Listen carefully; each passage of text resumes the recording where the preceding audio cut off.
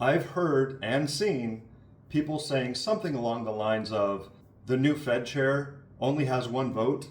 It's not really going to change anything anyways. Or they might say something like, with rising inflation, they won't be able to cut rates anyways. Maybe you've heard or seen this on social media yourself. So we're going to examine the validity of statements like this.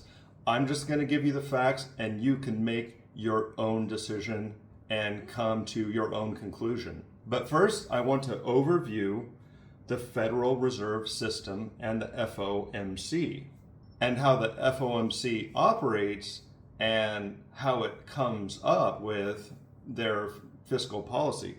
The first FOMC meeting, as we know it, was held in March of 1936. It's held 8 times annually, or about every 6 to 7 weeks. Now, rarely the Federal Reserve Board can hold an emergency unscheduled meeting if fiscal action is required. The FOMC changes their policy target an average of 2.7 times per year. And this is the key components of the Federal Reserve. We have the Board of Governors, which the Fed chair and 2 vice chairs are a part of.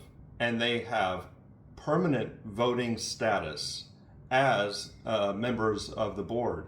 I would say that would give them considerable influence as opposed to the presidents of the regional Federal Reserve banks who are on a staggered voting status. We have 7 members appointed by the US president, confirmed by the Senate, and they have 14-year terms. And then of course we have the 12 Federal Reserve banks, and each of these banks have presidents. Now, if they are not voting in that current session or that current year, they will still be on the board. They'll be participants. They will be giving data and feedback to the committee. And these are decentralized banks operating in these regional districts. And the FOMC is the monetary policy making body.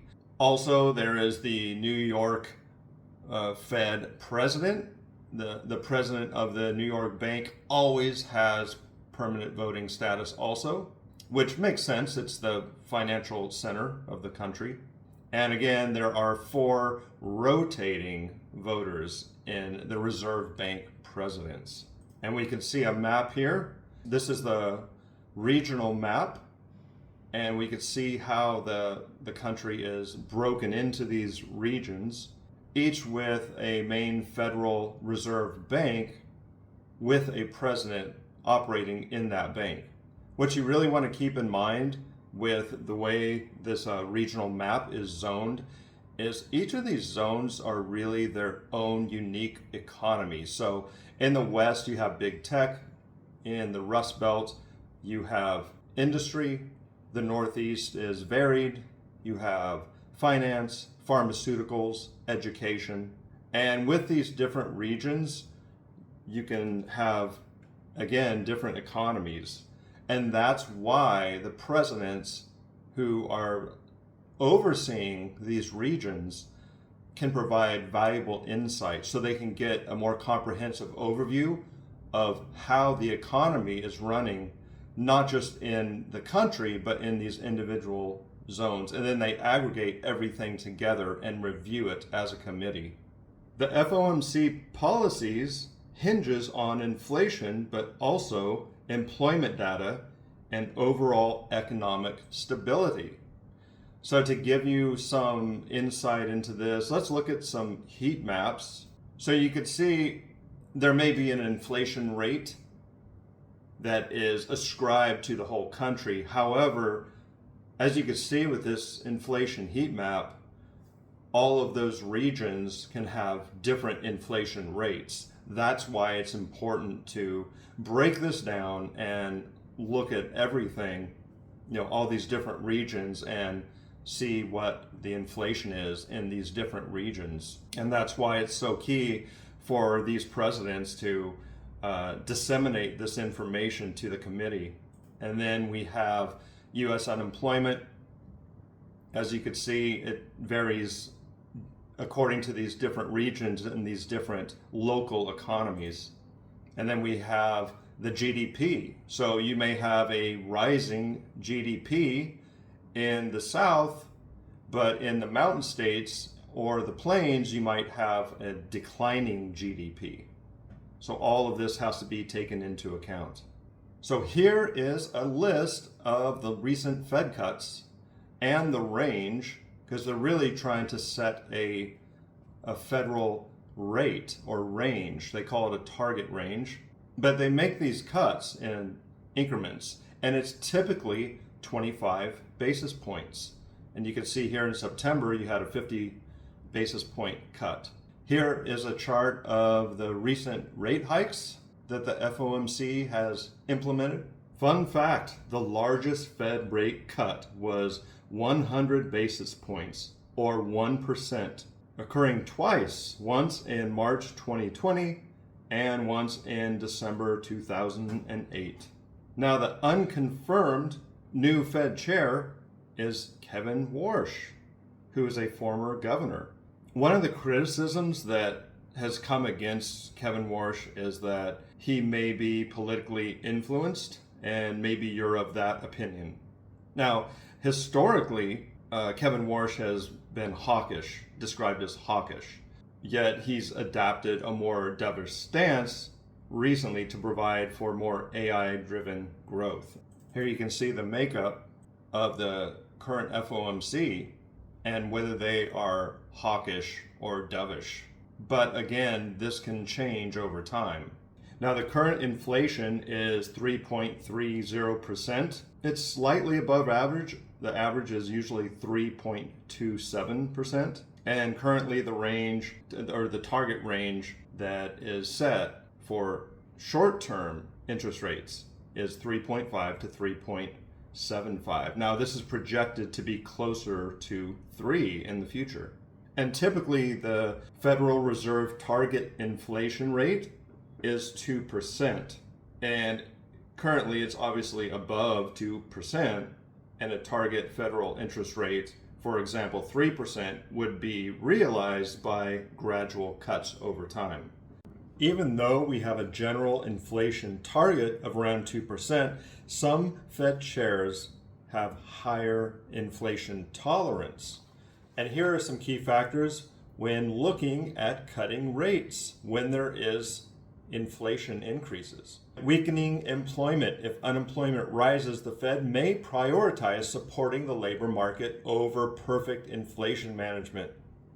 Temporary inflation shocks. If inflation rises due to transitory factors, such as a temporary oil price spike, sound familiar? The Fed might look past it.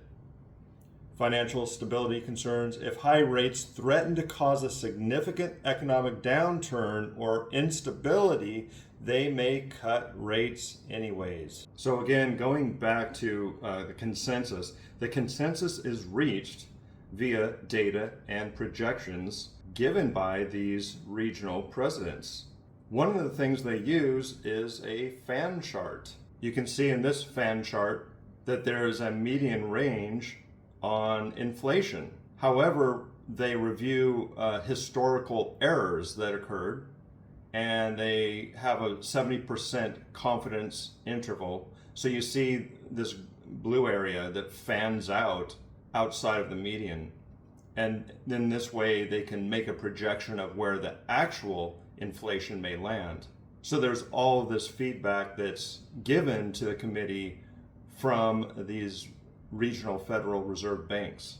But there's a lot of uncertainty and imperfect data, which is why there's a need for these fan charts, so they could make better projections and come up with a consensus. So it's really the job of the Fed chair to direct the FOMC towards a consensus, and he guides the committee to a unified policy stance. And a consensus must be reached. And of course, no change in rates is a possible consensus. And it's interesting to note, a Fed chair has never been outvoted on rate changes. The chair has significant soft power, and the FOMC operates in what people describe as groupthink. The FOMC voting is highly, though not perfectly, unanimous, with over 95% of votes historically in favor of the consensus policy.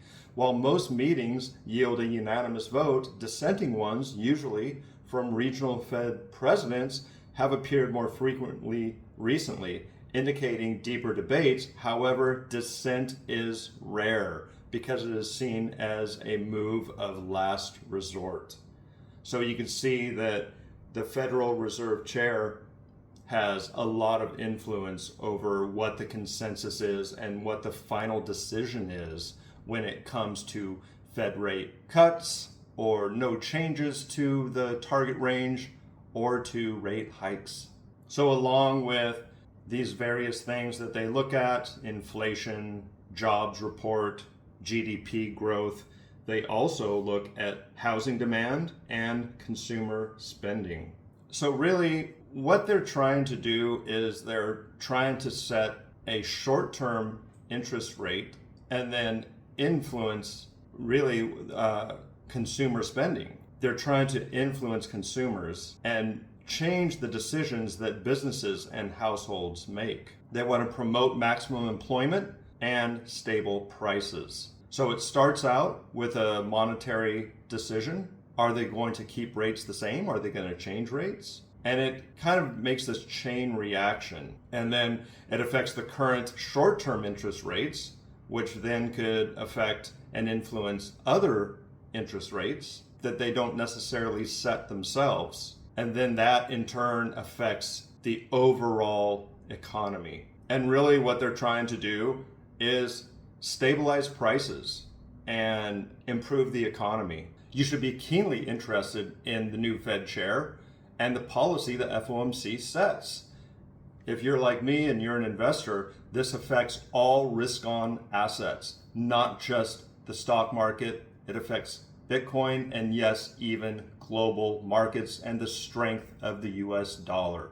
So you should be very interested in the new Fed chair.